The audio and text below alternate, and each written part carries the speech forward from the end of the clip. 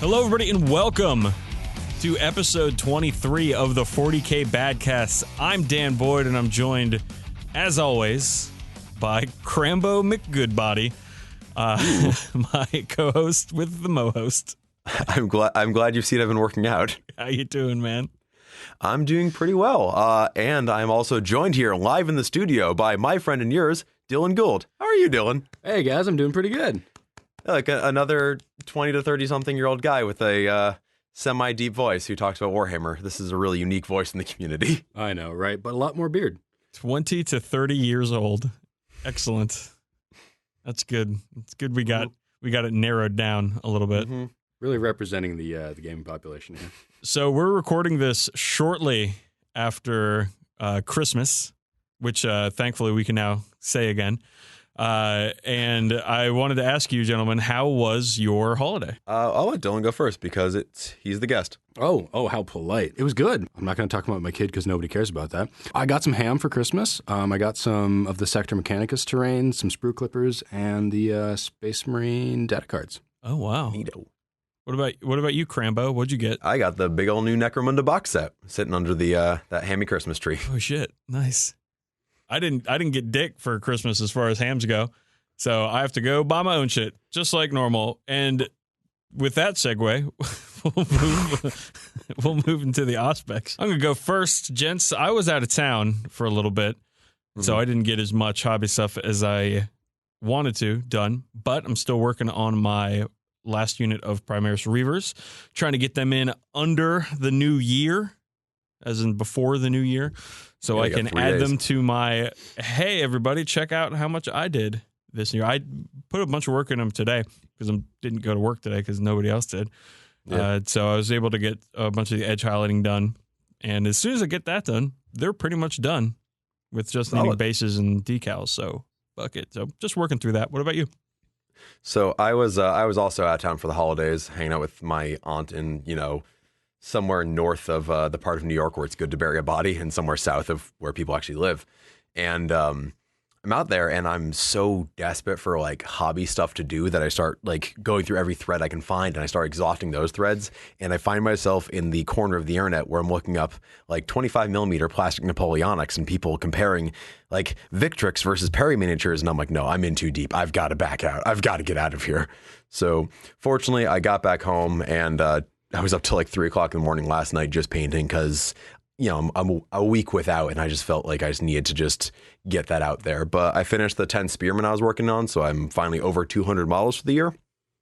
And just today I built 20 free company militia for the Empire dudes, and I'm working on a squad of Demigryph Knights of them too. And I've had an apothecary on my desk for 2.5 months that is about as done as he was a week and a half ago. Today also, no one's working today either, so got to play hooky and work on ham stuff.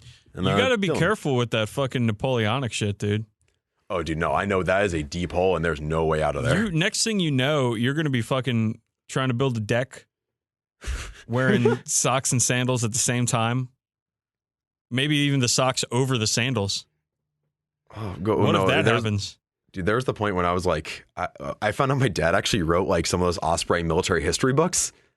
Oh, for real? Those one of those like uniform guides. It was for like an Irish regiment during the Napoleonic Wars, and I was like, oh my god, I know. It's like looking into like mirror on the wall. Like this is what my future could very well be. Your dad is like the template that all of their dads were wrought. Oh no, he's a gaming dad, and the apple didn't fall that far from the tree. That's fun. Speaking of dads, Dylan, what are you working on? Because I have a child, I try to stay home as much as possible. So I've actually been home the entire week, which has been great. So any spare moment I've had, I've been down in my ham cave painting like a madman. So I've got. Do you normally get like 200 models done in a year? No, not like Campbell. No, he's a special flower. I'm trying to like gauge. I've been asking that question to a lot of people. Like, how many models do you think you get done in a year? And nobody, actually counts except Campbell. I think I hit 130 yesterday. Okay, I'm starting to think that Campbell might be a special case. Oh, he totally is. It's like. Well, here's the thing: when you work from home and you do like slack on working, like you can just like paint whenever the fuck you want. Finally calls me out. Us people with like, office jobs, like we're out of the house for 10 hours a day and we can't like just paint all the time. Yeah, seriously, when it's like, oh no, this video is rendering. And it's going to be rendering for 2 minutes, but it's going to be rendering for an hour and a half. I'm sorry, guys. I can't work right now. My computer's taking up rendering, so you just fucking paint for an hour and a half. I hope your fellow employees or bosses don't listen to our podcast. I doubt it. They do not. Although there is one dude who was on I was on an email thread with him, and his email icon was like a Lord of the Rings miniature, and I was like, "Do you play?" And he's like, "No, a friend of mine painted that for me." I'm like, "Okay, good." So I don't really want to start an office gaming league with that guy. Oh, Christ. All right, so sorry to interrupt you, Dylan. Please continue. Oh, no. All right, so I got 10 High Elf Swordmasters done, which were a lot of fun to paint. And then I've just been painting these basically Necromunda weirdos, funnily enough. One is an Oldhammer Day mini that is from a couple years ago. He's this like awesome road future warrior punk dude. Yeah, he's like giving the horns and there's a shotgun and a mohawk. Yeah, it's awesome. And then it's a bunch of just like Ash Waste dudes. Some are actually not Games Workshop. They're actually made by a dude in the UK, John Boyce, and they're called Colony 87, which are really, really pretty miniatures.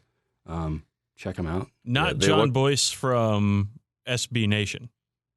No. Okay. That's the John Boyce that makes those great YouTube shows, Pretty Good and Chart Party, which if you like sports, which is me, and not the rest of you listening to this, you should go watch them. No, he's some dude in the UK. Yeah, they look a lot like the old 80s artwork. They're very nice minis. Well, hopefully you guys can furnish me with a couple of photos for the old show notes, and I will let everybody know what they look like. So I got a question. I got a couple questions for you guys about games you played. And the first one, have you guys played any games? I played one. I played an Age of Sigmar game against Cody's Ogres. He's a local guy from around here. And yeah, that's about all there is to it. I signed up for a lot of games though. Yeah, you did. What about you, Dylan? Did you play any games? I got a game of Age of Sigmar in yesterday morning in under 2 hours. Okay, well, my second question is, did you guys win any tournaments? No, although I signed up for 3. I avoid them. Because Chaboy, this motherfucker, won himself a Warhammer 40,000 tournament right after we recorded last time. Well, I mean, after you talk to me, you're just like, yeah, no, Champion! Now it's time. Did you get a belt? Campeón del mundo! It's about that belt.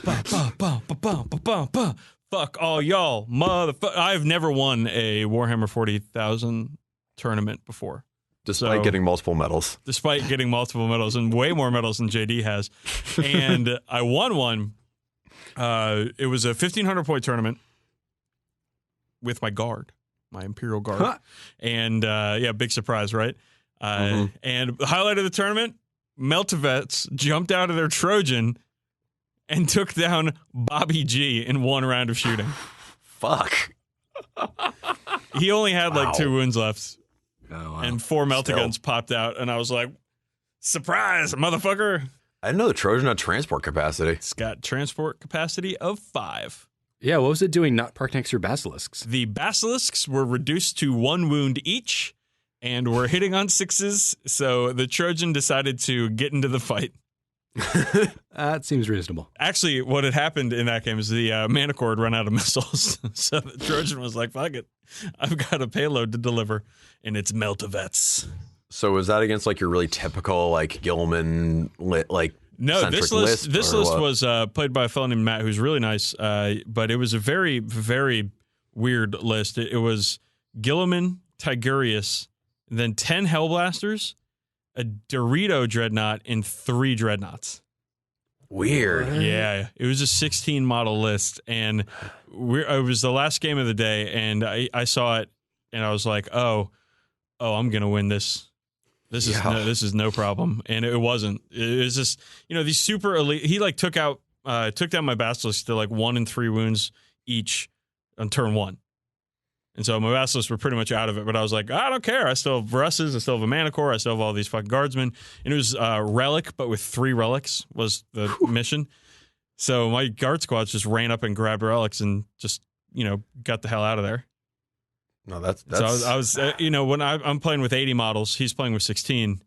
Yeah. You know, it's You bring not scissors to a rock fight. Yeah. Well, it was a great tournament. It was up at Games and Stuff in Glen Burnie, Maryland. Just a great time. Really cool rules, really inclusive and fun event. I didn't win all 3 games. I had the overall highest score, but I did lose the first game to AdMech, which I have a ton of problems with. Yeah. They shoot the shit out of all my tanks. Dude, I don't know anything about AdMech aside from like the one game I had at Beaters a while ago. Well, they have a Raven Guard faction, you know, -1 to hit, which is very powerful against Guard. Yeah, I believe that since Guard usually hitting on 4s anyway. It turns Guard into orcs, which is with worse bad guns. for a shooting army. So you had game against AdMech, game against Marines. What was your other game?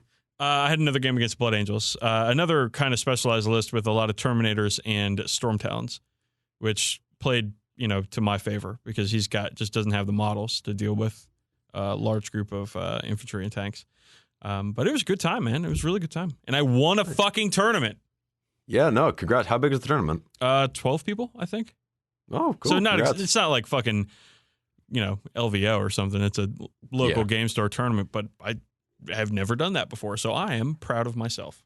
Congrats. I'm kind of shocked by how many people asked me if I was going to LVO, and I'm like, what makes you think I'd be going to like this major competitive tournament when like my claim to fame is getting tabled 2 out of 3 games most of the time?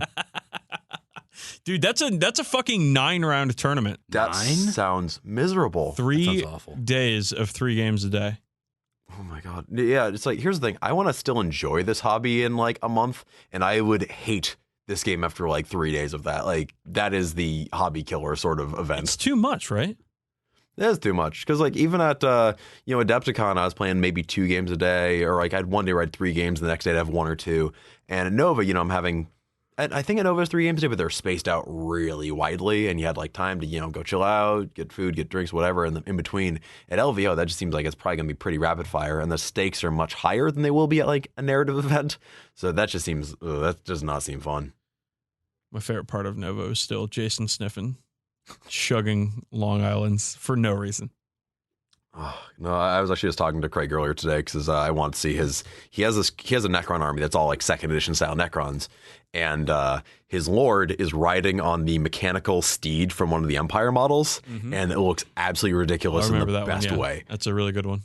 Yeah. All right, so let's talk about new shit. Apparently, fucking Nurgle didn't get enough cool shit with the release of 8th edition 40k, so they're like, let's get some more fucking Nurgle dudes in here, and boy, oh boy, did the Nurgle friends get themselves a present for Christmas with 3, count them, 3 new Great Unclean Ones, all from the same kit, 2 Heralds of Nurgle, special characters or whatever the fuck they are, with a couple of the best names I've seen for characters so far. And we've seen them in backgrounds of pictures, but new Beasts of Nurgle with some very cool wavy hairstyles. But let's get down to what I like so far, what I like the most so far, I should say. And this new Great Unclean One model is so fucking choice.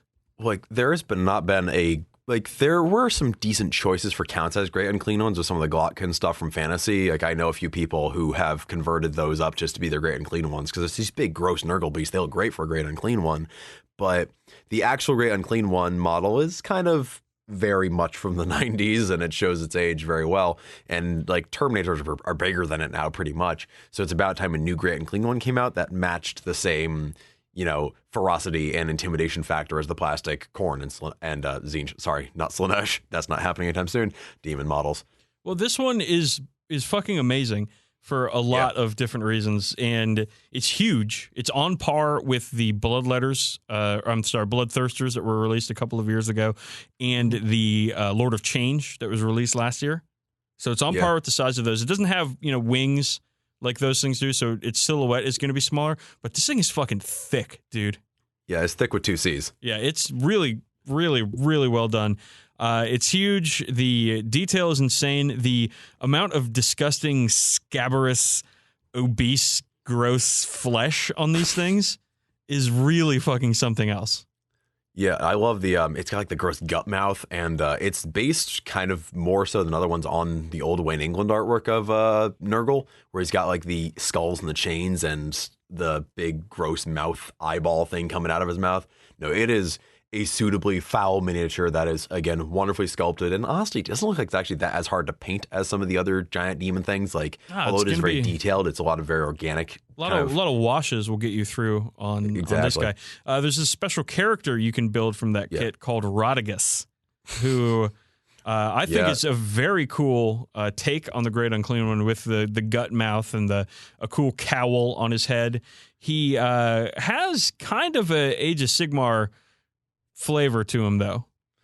Yeah, I mean, it's kind of clear that he's coming out for Age of Sigmar. He's coming out with a bunch of these, like they're coming out with the old Putrid Blight Kings. Like there's new versions of them, like a Blight King character who got announced today, and Blight Kings on Plague Drones. Like there's a lot of Age of Sigmar centric stuff going here, but demons are coming to 40k in January, and he's heralding that. Yuck. But really, the actual star of the show, though, are the Nurglings. Oh my God, so many Paniscopes, and they're so good. The little Paniscope with the sword, like who's like heroically stepping on the stone with his like little armor on. I love him. I didn't know him so much. I'm so happy that Paniscope got promoted. Is really where I am. And the little guy who's like so happy for everything with Sloppity. Yeah, no, you get like the full pantheon of careers, like of possible Paniscope careers there, or you could do a D&D alignment chart for all of the little Paniscopes. Well, with the mention of Sloppity, let's move on to the Heralds, which I love because they're fucking whimsical. These models. You've got the best one. He's the Sloppity Bile Piper.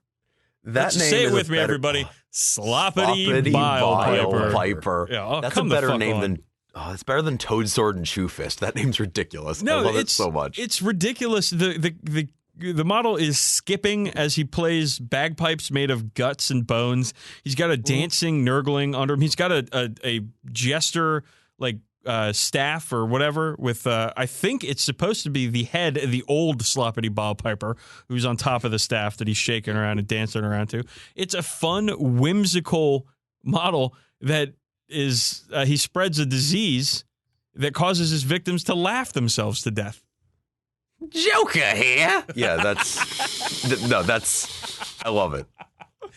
Oh, gross. No. And then you have the well-named Spoilpox Scrivener. It's like straight Monty Python. Oh my God, this thing with the giant mouth that comes out of his mouth and then goes around his back and then goes over his shoulder. I was thinking Real Monsters. Ooh. With that mouth, but very nice. And the Nurgling gnawing on the paper at the bottom. Yeah. Like, all right, so clearly, like, Nurglings are basically the GW equivalent of minions, I think. Except they're not as annoying. I love, like, they clearly have, like, these are models that are all so whimsical and so fun and so disturbing, and there's this macabre sense of humor running through all of them, where the people who sculpt them clearly love what they're doing. Because like there's some models where they feel kind of phoned in, where the poses aren't as inspired or the details aren't as inspired, but all the Nurgle stuff looks like someone's highlight reel. Like they're all incredible models, and I don't want to paint most of them because they're so gross, but they're really well made. Well, one thing I really like about these Nurgle models is they highlight the weirdness and the over design of the Plague Marines. Yeah. Wherein without something to compare the Plague Marines to, without the new Nurgle demons to compare them to, the Plague Marines are, I think, overdone. But when you compare them to the Plague or the new Nurgle demons, it makes sense. The design choices make a lot more sense.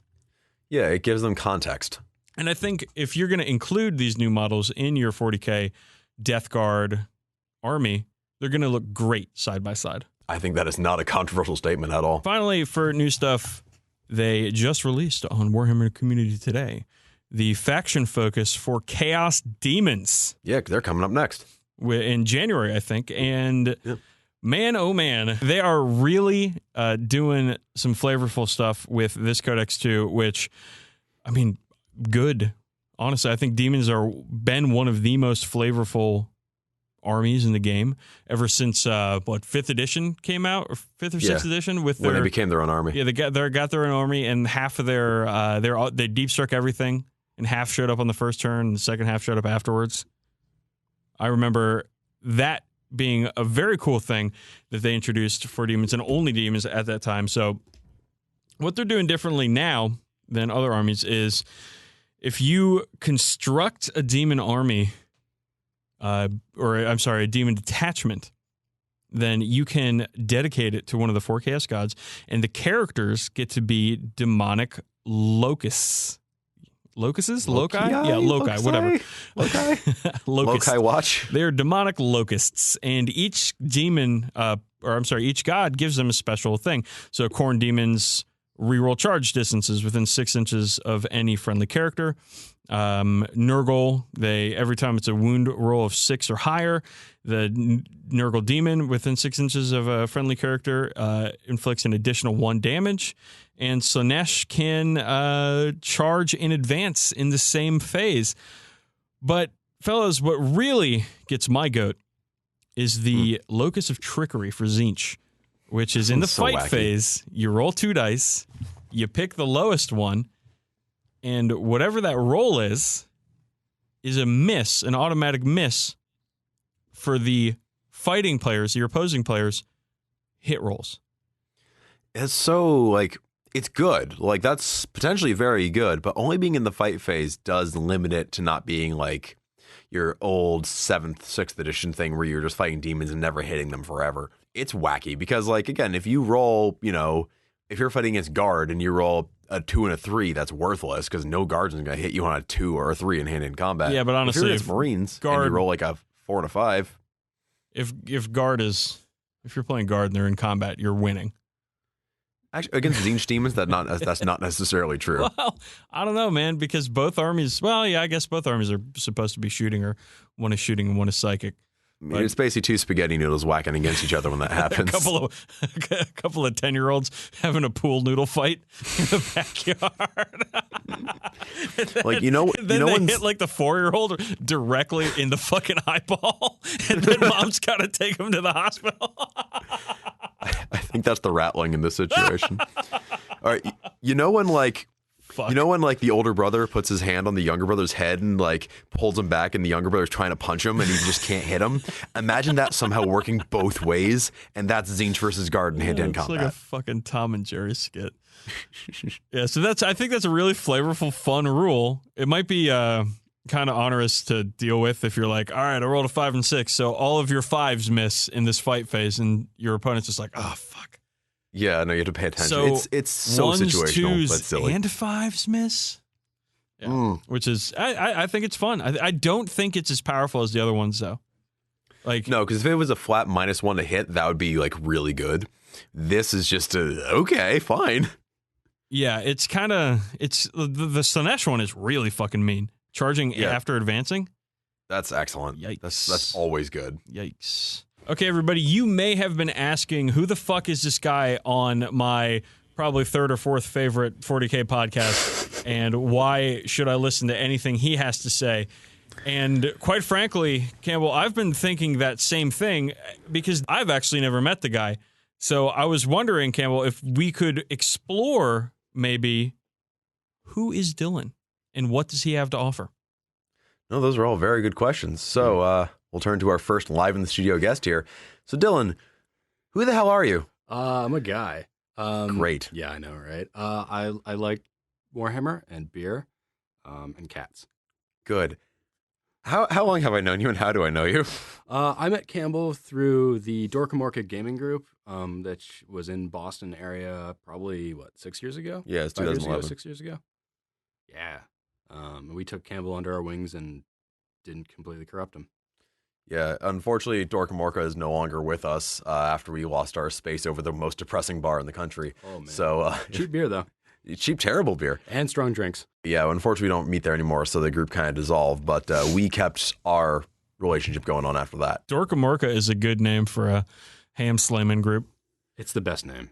Yeah, it really is. We even had a logo, you had objectives. And bowling shirts. Yeah, you're part of a real official club when you have bowling shirts. Oh my God, man. Ooh. Yeah, we're going to make mugs and hats and t-shirts and shit. Just never did. So, Dylan, how long have you been hamming it up? I got into the hobby way back in 1997. Friends of mine got me into it, and it's been going strong ever since. So I consider myself a guard player. I think Campbell considers himself what do you consider yourself, Campbell? Marine player. Yeah. Do you have if we're talking identity politics, do you have an identity? It's orcs 100%. Oh, yeah? Yeah, I started with the second, like a split out version, like half box of the orcs from the second ed box set, and then just built from there. And they were terrible for second ed, unless you had like all the fun stuff that was way too expensive. And because we were kids, we didn't have it. And then third ed came around, and like, holy crap, these guys are good. Are you enjoying orcs in 8th edition? I think I've played a game with them. I think they're fine. Yeah, we played 2 or 3 games. Yeah, I'm not going to count that like 50 power game that you just rolled me with. Yeah, I'm not even going to. No. I would love to see their codex. I hope that they keep the fun stuff in the list and actually make some stuff viable again. Yeah, being an orc player must be tough since it's kind of been sour grapes for orcs for 2 good editions, and 8th edition they're all right. Yeah, I haven't really played them since 5th. Yeah, back when they were good. What have you been working on recently then?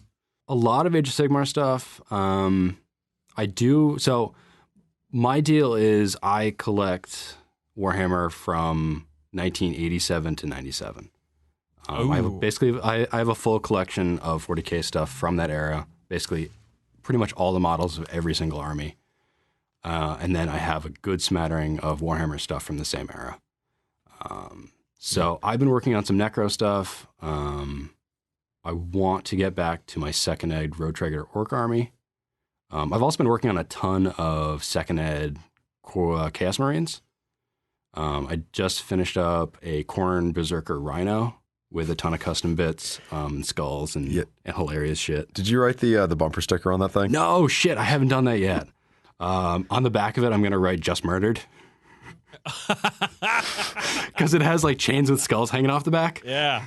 Yeah. That's awesome. And I need to do a Road Trader Land Raider for them, so Abaddon has a ride. And I have tons more like Khorne Berserkers and Plague Marines, and I need to do a squad of Noise Marines. So lots of Chaos Marine stuff. So you're really only interested in like Oldhammer kind of sort of, but all my orcs are modern as well. I have a full modern orc army, and then I have a speed painted Imperial Fist army as well. And I actually just pricked up some Primaris the lieutenant Plasma Bros. The Hellblasters. Hellblasters, and a lieutenant and an ancient. So I'm adding some new stuff to the fists. What cool. what guns are you going to use for your Hellblasters? They're just the snap fit, the ones that came with the box set. So plasma. Okay. Yeah, the rapid fire ones. Okay. Yeah. Here's a quick PSA to all you 40k players out there: is if you have the ability to do so, build the assault plasma guns.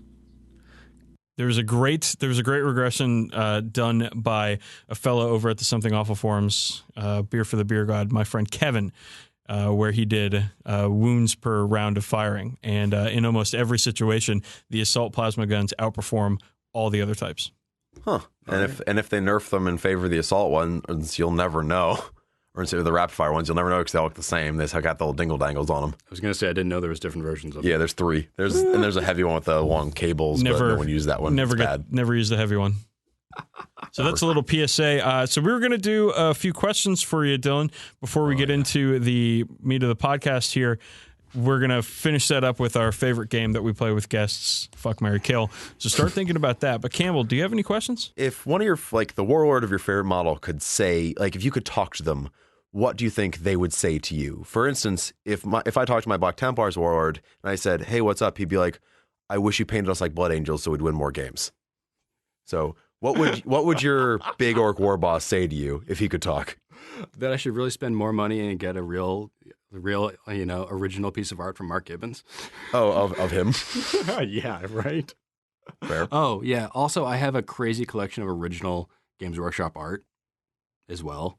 I covet some of it. Yeah, a lot of it's from like the Road Trader era, so like Tony Hugh, some stuff from Des Hanley. Like I have the Apothecary from the Second Ed Space Marine Codex, and I have the Stormtrooper from the Second Ed Guard Codex as well. That's pretty fucking rad. Yeah, it's kind of ridiculous. So what's your favorite Space Marine chapter? Oh, God. I mean, so Dark Angels. They're the What? Yeah, I know, right? Okay, you're going to have to explain that. So way, way back in the day, so like we're talking like 98, that's the one I gravitated to first. So like my original chapter was Dark Angels. I've never seen you paint a single Dark Angel. I will. Again, someday. But I also do love fists. I actually, speaking of weird old shit, I actually just picked up one of the in-store Space Marine full-size helmets from like the late 90s. Yeah, it's like a hollow metal helmet. So like think like the collector's edition like Star Wars helmets, except a Space Marine helmet. Are you for real? Yeah. Is it like big enough to put a person's head in it? Oh yeah. I mean, you can't see out of it, but you can definitely put it on. I think whoever Fucking loses a game should have to wear the helm of shame and just sit in the corner looking sad for a while. Oh yeah. But I'm probably gonna like strip it down and repaint it as Imperial Fists. Dylan, what's your favorite orc clan? Ooh, probably Bad Moons. But I have a soft spot for Goths. Both solid choices. Yeah, I mean the old orcs I have painted up right now are mostly Bad Moons. What was your favorite hired gun to take in Old Necromunda? Oh, I actually used one with my Vansars. He was terrible, but I still like kept him on the roster. I had a Ratkin Scout. Oh, the Ratkin yeah, I remember Scout. that guy. Yeah, I never actually painted him. Maybe if I painted him, he would have actually done something for They me. always do better once they get painted. Yeah, I was really hoping he'd find me like a new settlement that I could like get more creds from. But no, he did dick. It's like, cool, he found 2 more sumps. No, he just didn't do anything. I was like the weirds myself, but I could never use them because half the time I was playing Redemptionist or Cawdor. Yeah, they don't like them. Okay, well, let's get to everybody's favorite part of the interview process. Fuck, marry, kill Primarchs. Now, Campbell and I, our choices are in the vault, in the archive, and people can go back and listen to that if they want to. Campbell, you haven't changed your fuck, marry, kill at all, have you? No, I'm still feeling pretty much the same way I was before, which is fuck Lorgar. No, all right, so here's the thing. By fuck Lorgar, I mean fuck that guy. So kill Lorgar. Fuck Lehman Russ. Marry Gilman. Yeah, and I was marry Vulcan, fuck Jagati Khan, and kill Fulgrim for reasons that if you've been listening to the show at all, you'll understand. So Dylan, it's on you, man. Give it to us. All right, let's kill Conrad Kurz. Ooh, nice. I hate that guy. Yeah, no, just fuck that guy. He's His such a Legion's so cool. melodramatic little shit. I'm sorry, but his Legion ended with bat wings. Like, get over it. Oh, the books are so good, though. The Batwing helmets? You don't like the Batwing helmets? I mean, the little ones are fine, and I'm actually really excited to paint up a second Ed Dread with like the lightning bolts and shit. Like, I'm actually really excited to do that. But nah, fuck him. He is a whiny tool. Yeah. So you're not a big fan of the space terrorists. Well, all right, so here's the thing. So, like, among the Primarchs, like, in high school, like, fucking Chorus Corax was, like, the goth who actually, like, he was the one who was like, yeah, man, I've been listening to this Smiths my entire life. Like, I really, dude, you got to read, these fucking, like, phonogram comics. And Conrad Kurz is like, guys, have you seen Invader Zim? Like, oh, it's so wacky. Oh, guys, you haven't seen Donnie Darko? It's so good. He's the guy that claims to love Typo Negative, but has only heard the song "My Girlfriend's Girlfriend." That's a deep cut right there. Y'all can get at me on Twitter about Typo Negative. I'm ready. Where his definition of goth music is like Good Charlotte. Okay, that's excellent. That's a great choice, Dylan. What else you got? Let's fuck Khan. Yes. See, He's a wild child. He's wild. Yeah. He's untamable. I mean, he's got that Burt Reynolds-esque mustache. How could you say no? I do like mustache rides. Oh God. And then let's marry Dorn. It's a stable choice. Marrying, yeah. Very stable. But Dorn is like an uncompromising, sort of very walled off individual. What do you see in Dorn? That he's my soulmate. I mean, love is love. Yeah. I mean, uncompromising. Yes, please. Like Alfarius came up to Dorn and was like, "Listen, bro, I'm on your side. I got things to tell you." And then Dorn cut him in half. Because he was like, scruples, man. I'm not going to get fooled by you. I know your tricks. All right, I'm with it. Like Dorn's he's a real homemaker too, as in the literal making a home with his hands. He has built homes. I figure he built a temple. he has built homes. I figure what you're always going to get with Dorn. Yeah, and it might be he's not a complicated man. It might be uncompromising, hatred and scorn. But he's predictable. Rogel Scorn. He likes routine. He's like a cat. That's why you like him. Let's move on to what we're all kind of gravitating towards in this show, which is Necromunda chat. Holy fuck, it's back. So it's back in a big way. We've covered that a bit before. I got the big old box game for Christmas, and I've just been pouring over the sprues and tiles and all that stuff, and I haven't even put together a model yet, but I'm just excited to get the whole thing going. But it's not a new game by any stretch of the imagination. No. It's older than some of your listeners, probably. Actually, it's I think 1990. Yeah, it's probably older than me. Oh, shit. Actually. Wait, when are you born? 1990. Oh, wait, it came out the same month you were born. October? It's as old as you. Yay! And that's one of the reasons why we brought Dylan onto the show today, is because he's got great knowledge of Necromunda and the history of the game. And I kind of really just want to let you take it away here, Dylan, and talk about where it came from and how long it's been around and what sort of iterations it's seen. Yeah, so Necromunda first showed up way back in October of 1990 as a game called Confrontation. G-Dub apparently had requests to make a more RPG version of Rogue Trader. I mean, nerds are gonna nerd. Yeah, because Rogue Trader wasn't complicated or narrative enough. No shit. And basically they presented it then, and I think they actually came out with like the full rules for it in later White Dwarves. But the first hit of it was like a ton of background about like the Imperium, the worlds of it, and Hive Worlds and Necromunda itself. And then they went into like a full almost page about Lord Helmar, who is basically the guy that runs Necromunda. And then they kind of deep dive into 4 of the hives. They talk about the ash wastes, sludge seas, shanties, the forbidden cities that are underneath the crust of the earth. Jesus. I know, right? And then they talk about Spook, which, by the way, I didn't know this till actually tonight. It's made of like decomposed food, which is like a lot of like recycled human proteins, aka Soylent. Yeah. And it's like a major psychotic. So wow, that's a good time. They have a whole lore segment on drugs made of human poop. Yeah. Or just humans. Just straight up humans. Because like now it's there's like some nutrient paste that's made of like reconstituted human waste and stuff like that. Yeah, it's called corpse starch. Corpse starch, yeah. And it's like a major player in like every Dan Abnett novel. If you saw like Star Wars, the Force Awakens, like that's what I imagine like her food rations are that she's scrounging shit on the desert planet. Or I imagine it's kind of served that way. It's just like a little packet of dust you mix with water and hope it's edible. Christ. Yeah. And actually, Spook plays a big part in Ratskin culture for helping them see, like, get visions and stuff. That might be problematic, but let's just put a pin in that. Like Ratskins are kind of racist. Yeah. Yeah. So let's fast forward a little bit to 1994, 95? And the release of the actual Necromunda game. Yeah, the big box game that everyone knows and loves. So that came out. It contained the bulkheads, which are like the holy grail for a lot of hobbyists. I have way too many of them. Like 500 too many of them. I still think you could tile a bathroom with those damn things. Oh, God, it'd be amazing. But I, of course, would want to cast them and do that. Of course. But yeah. So Necromunda came out in 95, and it kind of is what Necromunda, I think, still is for a lot of people. I mean, Andy Horace played that for 20 years kind of thing.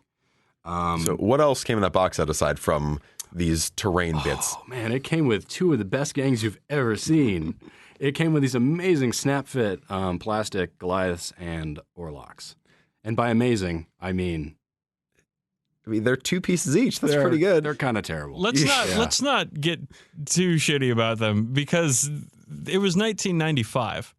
Yeah. And you've got a whole box set coming out with 20 models, 10 on each side, with a fuck ton of terrain, 3 different rule books, bringing out how to actually play the game. And then immediately with its release was given support in the metal gangs and the Outlanders rulebook, which I think maybe came a few months after the original release, but still very quick on the heels was a lot of support from Games Workshop itself.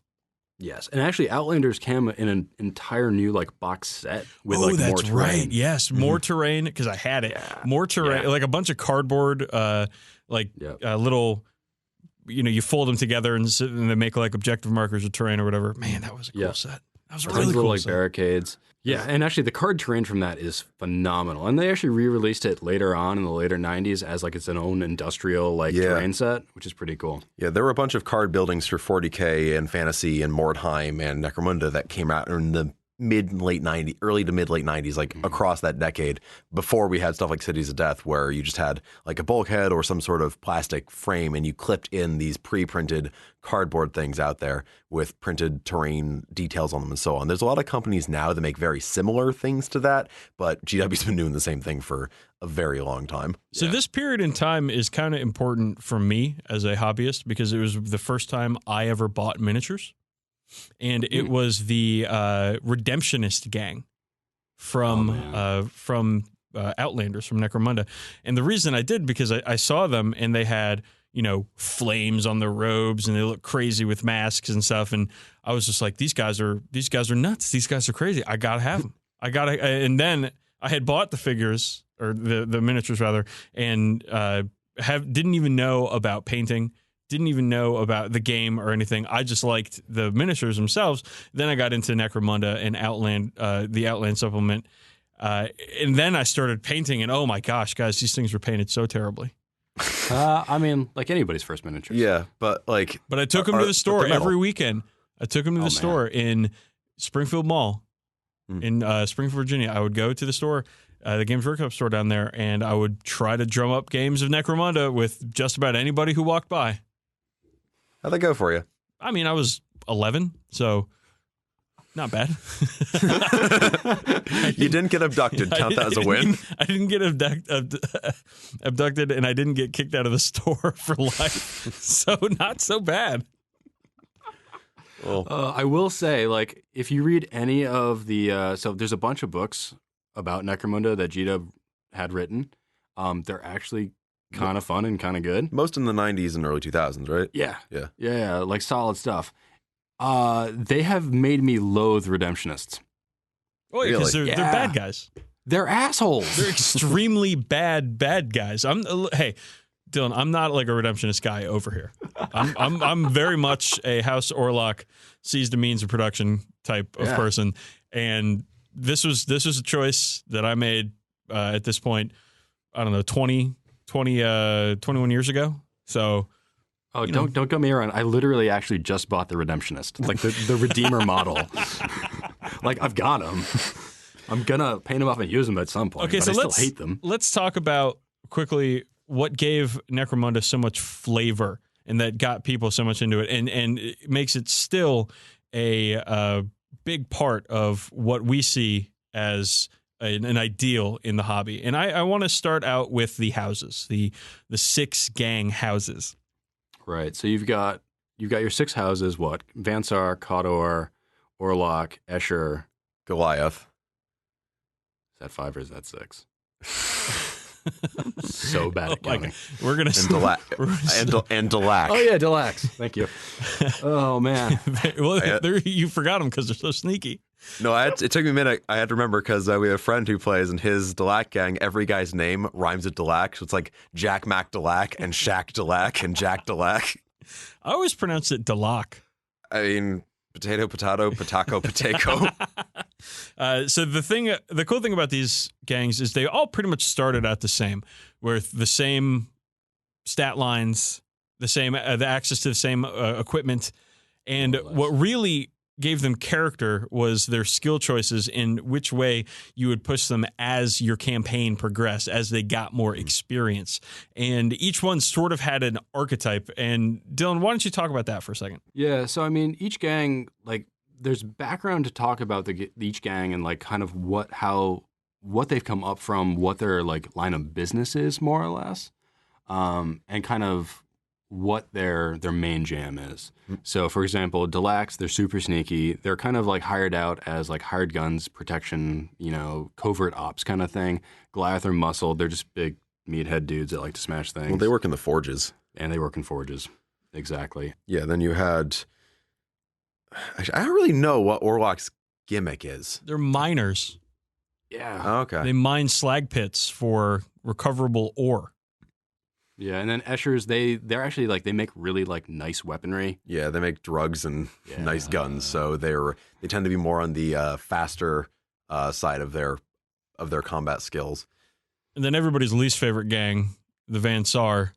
Oh man, they're assholes. They suck so bad. Their whole thing is they have great technology and access to really good guns and high performance gear a lot of the times. And they all wear the Dune-style still suits because the radiation of their weapons will poison them to death otherwise. So one of the great things I loved about Necromunda was it combined a couple of aesthetics that really worked in the mid to late 90s and the early 2000s, which was the Wild West for one of them, and the other, the sort of Judge Dredd underworld, where you're like your criminal, oppressive underworld. And it blended them in, I think, a way that you don't really see in a lot of games or a lot of systems anymore, in a way that is sort of both fun and gross and terrible all at the same time. And they've really been heightening how terrible the lives of these people are with the new edition of Necromunda that came out this year. Well, the new edition is also making a point to differentiate the gangs more than they were before, because while previously, an Escher, a Goliath, and a Van Sar would have some different skill abilities, they'd all be drawing more or less from the same weapon pool. But now each gang has their own selection of weapons that is more characterful. So like Goliaths are getting like rivet guns and, like buzzsaws and all these things you'd use as more industrial tools, while the Eschers have chem weapons and precision engineered weapons and so on. And I'm excited to see what gangs like the Van Sars and Delax get. Let's step back just a moment. Necromunda, the action on Necromunda takes place in a place called Hive Primus. Now, if you're familiar at all with 40k, then you know what a hive is. The world itself is called Necromunda, and Hive Primus is the largest of the hives. And these 6 gangs, these 6 houses, are competing for basically mercantile territory within the hive. And your gang is sort of like enforcers, the criminal arm of the house that they come from. So you're going into shitty territories in the Underhive, the part of town across the tracks or down by the docks or whatever else, and you're moving in on other gangs' territories, you're assassinating people or characters that need to go down, or you're stealing or making a heist or doing whatever else in a illicit manner. And that's where the action and the gameplay comes in, is your physical manifestation on the table is your gang leader, and you're leading your crew in illicit activity.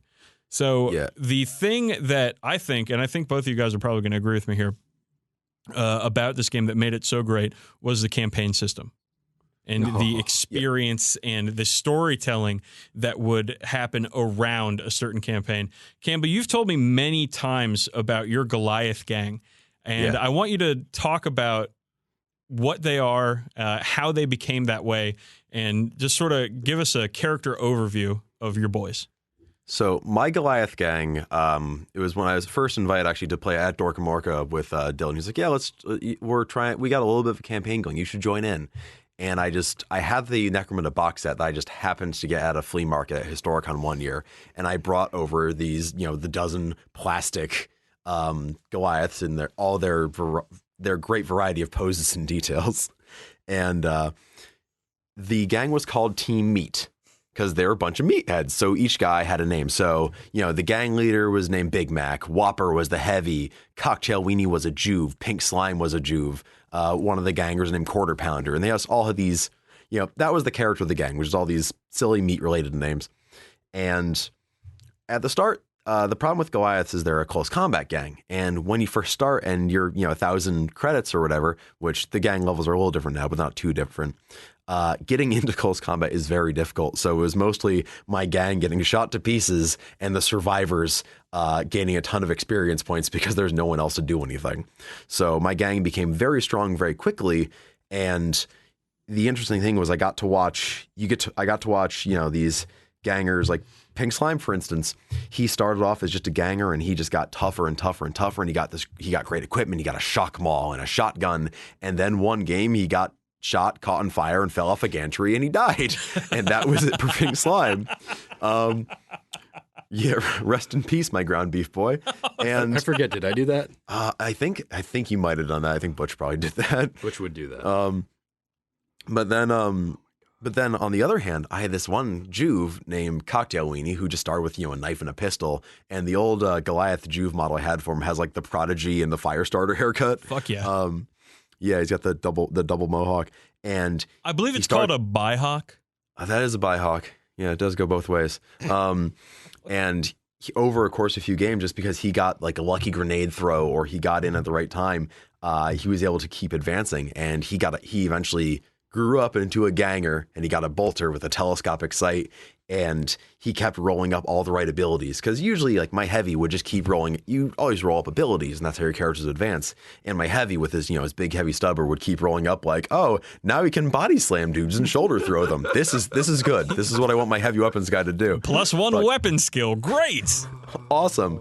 But Cocktail Weenie kept getting like ballistic skill bonuses and like snap shooting bonuses. And every game I played, like I'd always have him shoot first because he had 30 inches of range with a bolt gun, and as long as I put him up somewhere high, he'd usually get a shot at somebody, and he would invariably ace the shot, knock the guy out, and then we'd find out after the game they were dead. So Dylan, you've played Campbell and Team Meat a whole bunch. Yes. Tell us about your gang and how they interacted specifically with Campbell's gang. Oh man, so I was that asshole with Van Sars. Oh, no. I'll put it out there, but no plasma. You're no off plasma. the podcast. That's it for the 40k Badcast, episode 23. Click. So no plasma, but I did have a heavy, which you may have heard tell of. Campbell, what was his name? Butch. Yeah, he was a Fuck dick. Butch. Yeah. So Butch was my heavy stubber heavy, who also had a monocyte and a bio booster. And he had Crackshot, Inventor, Juggernaut, Marksman, and Weaponsmith. So he could fix his own shit and like ignore weapon, ammo rolls and just like I think he moved in fire as well. And like, yeah, he was just mean. And he'd always be cowering in the back of the field with like 2 or 3 child soldiers standing in front of him to take the hits. Oh yeah, meat wall, great. Other than that, they're just a bunch of gangers. Bolters, I found out, were actually really good. They're very good. Last guns were good, still are good, it seems. The rest of your gang, honestly, wasn't that notable aside from Butch. Like, your leader was all right, but Butch was the guy who killed all my dudes. Yeah, like Butch would soften up everybody, and then the rest of the guys would just kind of mow him down. Mm-hmm. Yeah. Although, my favorite thing that kept happening in our campaign was every time there was someone with the gunslinger trait, which let them use 2 pistols. Yeah. I would shoot them turn 1 with Cocktail Weenie, and they would always get hit, always get wounded, and always die. Yeah. So I played 100%. I played our friend Jack and his I think it was Cawdor gang, and turn 1 I shoot the guy, he falls off a building, takes a second strength 6 hit and dies. I play against Mike and his like crazy converted admech gang, and he has this and his gang was just a bunch of like super skilled up cripples, and again turn 1 I shoot the guy, he falls over, he dies. And then Dylan and I play a game. Right, and I go ahead and I'm like, sweet, I got this guy with a skill. I'm going to buy him 2 bolt pistols and convert him up from a leader. And well, here's the thing too. You're also converting up the old metal Van Sar models, which are not in ample supply, and using like era appropriate like 2nd edition bolt guns. And then we play turn 1, bolter shot, hits him, falls over, dead. I will say I'm actually excited for the new edition because then I can paint him and actually use him. So one of the things that I love most about Blood Bowl is that sometimes just shit goes wrong. Games go haywire, the shit slides off the rails, and you're suddenly mired in this just arc of freewheeling lunacy. And you're like, oh God, I hope I can climb out of this pit and enough of my gangers survive this battle that I can play a game next week. And it seems to me like Necromunda still has that sort of legacy into it where it's like when things go bad, they can go real fucking bad. Oh, it's like a Rube Goldberg machine. Yeah, no, things can go pear-shaped real quick. Like, oh God, I love it. Like, my favorite thing is when people are on fire, because when they were on fire, they could spread that fire to other people who try to put them out. And if you're near a ledge, everyone's just falling off these ledges on fire, taking extra hits and extra wounds. And again, it just cascades until the whole gang runs away or dies. Oh, the best was when you'd have plague zombies for scabby gangs or scabby gangs. I never played scabby. The scavs, yeah. They plague zombies would catch on fire, but they wouldn't care. So you could if you had flamer weapons like my Redemptionist did, and your brother had scabies and he had a lot of plague zombies, I would catch his plague zombies on fire, and if they didn't go out of action, they'd just march right at me instead of move around randomly like things on fire normally did. And then I had to deal with flaming zombies, which are several times worse than regular zombies. One of my favorite things about Necromunda, and specifically the Redemptionists, is they just attached flamers to every weapon. Yeah. They had, what were they called? Exterminators, I think? Yeah, they were exterminators. Oh, eviscerators. No. The exterminators, flamers. Exterminator flamers were little underslung flamers that they attached to literally any weapon, including giant swords and axes and huge chainsaws. Eviscerators. And there were just one-shot flamers, and it turned, if anybody tried to get close, it was bad news, because you're going to get a flamer right in your fucking face.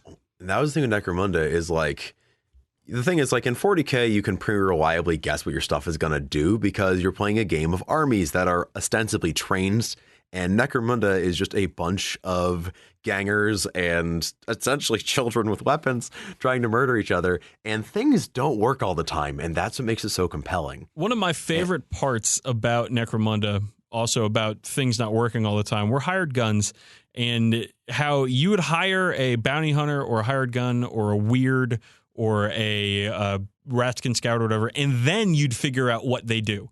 You'd roll advances on the chart provided with their unit description, and you'd figure out if they're good at shooting or if they're good at combat or whatever. And you didn't know beforehand. And sometimes you'd roll real well, and you're like, oh man, I got a bounty hunter who's super good at shooting, which is good because he's got a lot of fucking guns. Or you're like, oh man, cool, I got this hired gun with 2 pistols, and he's got gunslinger, and he's fucking shit up left and right. But then you'd get a weird who has no powers. Yeah. You'd roll on the D66 table for your minor powers, because they came with a major power and a minor power, and it would just be a double 1, no powers. He's not, the winds of magic aren't working this game, and he has no powers. And then now you have a guy with a shitty gun who hits on like 5s or 6s, who is like toughness 2, and he just sort of sits in the backfield, and you're like, all right, man. Well, if you're gonna, you're gonna do, stand in front of my heavy and get shot instead of the heavy. You're gonna cost 50 credits. That's what you're gonna do. Yeah. So the new Necromunda, which amazing models, really cool rules, excellent rule books, incredible presentation altogether. Changes from the old Necromunda. Are there any? Yeah, it's got the character of old Necromunda, but it is a ground up rewrite of the rules. Oh, yeah. So the Shadow War Armageddon that came out a while ago, that was straight up the old Necromunda rules, while the new Necromunda Underhive rules are brand new. They are based heavily on the 8th edition 40k rules, just as Necromunda's rules were based on 2nd edition 40k rules. In a lot of ways, this does simplify it, but as I've been reading through the rulebook, it is a little jarring to kind of go back to that level of complexity, because while Necromunda has always been a little bit more complicated than Warhammer, it's also constrained to 10 models a side as opposed to an army level thing. So, for instance, I was looking through today, and it says like, oh, for this rule, go to page 29. Then you go there and it says, oh, for that rule, go to page 43. And that is that's something I kind of forgot having to do that. I kind of blocked that out of the last, 12 years of playing Warhammer or whatever. But there is that added complexity. That being said, it does come with a lot of cool stuff. It comes with a lot more opportunities for character skills and advancements. It comes with a lot more opportunities for different abilities to be tested. Like, aside from your typical stat line you're used to in Warhammer 40k with, weapon skill, blitz skill, and so on, you've got intelligence, cool, and willpower that can represent things such as a ganger panicking under fire or being smart enough to operate a door, which in the case of a Goliath is not very likely. Have there been any tone shifts with the background or the fluff? From what I've read, they are trying to exemplify the differences between the houses more. I think we won't really know for sure until they flesh out all the gangs, but there's a lot of character art in the rulebooks of like little box outs of individual gangers, and they seem to have a lot more flavor to them than just being absolute maniacs. They've got a lot of like trinkets about the characters. There's a lot of sort of Native American aspects to how the Eschers look. The Goliaths, they've toned down their wrestling look because back in the day, they had these big, ridiculous, like Goldberg-style wrestling belts. And now they actually kind of wound that back into having them be forge workers. So they've got those big belts, but they're more like weightlifting belts, and they're armored, and they protect them from sparks and metal and so on in the forges. And the cool thing is that actually reflects in the new game because unlike the old Necromunda, now there's unit facing.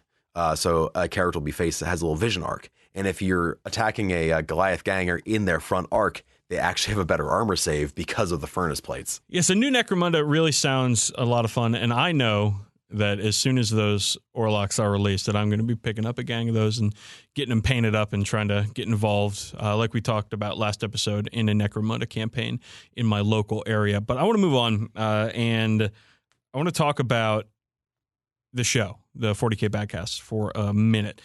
It's December 28th right now as we're recording, and it's exactly a year and a day since our first recording of the 40k Badcast. And what I've discovered over a year of doing this show is that this conversation we have every 2 weeks is really important to me. Oh. It's really, really been something that has increased my love of the hobby, my engagement with the hobby, and my immersion. And it's kept me honestly, it's kept me honest as far as doing work, as painting, as getting things done. I've never, like we talked about it last episode, I've never been more productive in a year than I have in 2017. And I think a lot of that has to do with the show. So I wanted to just go through a couple of bullet points here that I have in my notes about the show. So the show means a lot to me, Campbell, and I hope it means a lot to you too. Oh, no, this is a highlight of every 2 weeks. It's the kind of thing where, like, sometimes, this hobby is one of my favorite things in the world, and I can still get bummed out about it or burned out on it, whether it's from too many games in a row or a bad experience or spending too much time reading forums, God forbid. But coming back to this call every 2 weeks to, talk about the show, shoot the shit, tell some jokes, talk about what we've been doing, always reinvigorates me. It always energizes me to get back out there and get back to creating more stuff. And it's a nice feedback loop I get every few weeks when I can just be like, oh yeah, I painted all this stuff and can't wait to paint more stuff as soon as the show is over. So we are going to continue with the podcast into the new year, into 2018. I don't really have any plans to stop it. We're just going to have fun with it. We don't really make this podcast for anybody but ourselves, to be honest. Yeah. And the listener numbers reflect that. It's really just a couple of friends talking about something that we love. And, we get a pretty good amount of people listening to each show. And I love interacting with listeners and meeting people who listen to the show and playing games with people who listen to the show.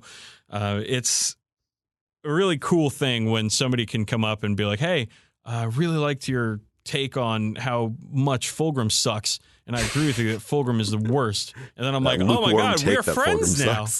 You and I have just become friends, stranger. It's wonderful.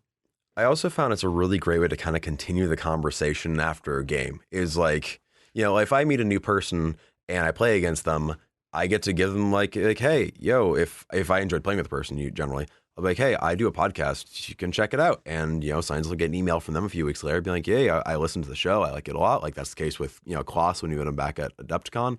And a few other people since. Man, I hope he comes back. Klaus. I hope he's at Adepticon. If he's there, tell him hi for me. I want to, or hi right now if he's listening. I want to hang out with Klaus again. Hope he doesn't get lost this time.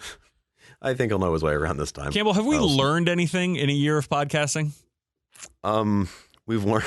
I've learned to make sure the right microphone's recording. We've lost at least one episode because I had it on using my built-in microphone as opposed to my nice USB microphone. That is my cat jumping up into Dylan's lap.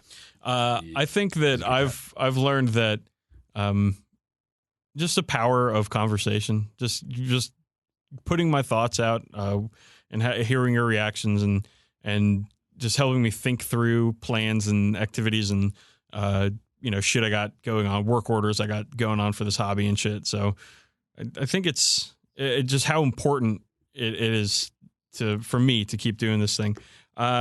And as of right now, we don't have any big plans for the quote unquote second season of the 40k Badcast. Mm-hmm. We're just going to keep it going and keep trying to have fun conversations and make some dick jokes and some butt jokes and hopefully keep people entertained with this very dumb hobby that all of us love so much. Actually, can I interject really quick? So as a listener, as a longtime listener, longtime listener, first time guest.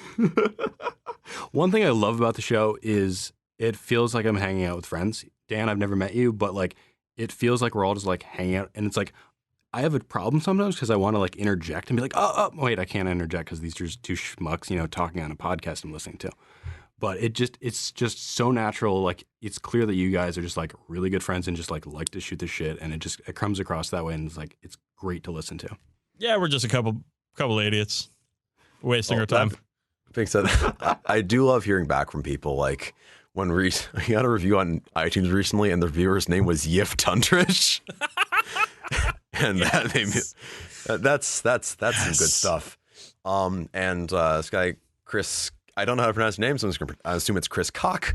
He did what we asked, and he sent us an email with fuckos in the title, and he was showing off like his cool demon army that his whole family's working on together. And I hope his whole family doesn't listen to us together because. No.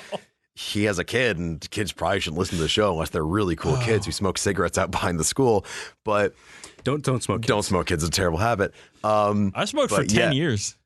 It was a good job quitting. Yeah, no, I quit 5.5 years ago. That was a shitty decision to start smoking. This is already an expensive and hazardous enough hobby. I don't need the help. Yeah, right? Oh my God. So let's move on, guys.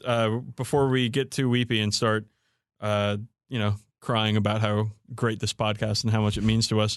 And let's go to Fact or Fanfiction, where Campbell reads something terrible he found on the internet, and I die a little bit on the inside. Hey, this one might be legitimate. You don't know. Okay, well, we'll see how many anime characters it has. Well, real quick, before we start, Dylan, how much anime do you watch? Not that much. Okay, so it's a non-zero amount of anime, which is the incorrect amount of anime that is acceptable for a human adult male to watch. But please, Campbell, on with the show. Sonic scanned the room, trying to see if there are any other threats. They seemed to be alone, and aside from the vents, there was only one entrance, a large set of double blast-proof doors. He breathed a sigh of relief. Nothing bad had happened. Nobody had to die. The others had filtered up into the shuttle. However, as Sonic went to join them, he heard the rogue traitor curse from inside. Some thrice-cursed tech priest must have bypassed my security. Both the stabilization coil and the navigation panel have been disabled. Sonic heard Sally's voice next. Can it be killed, Mr. Nihilus?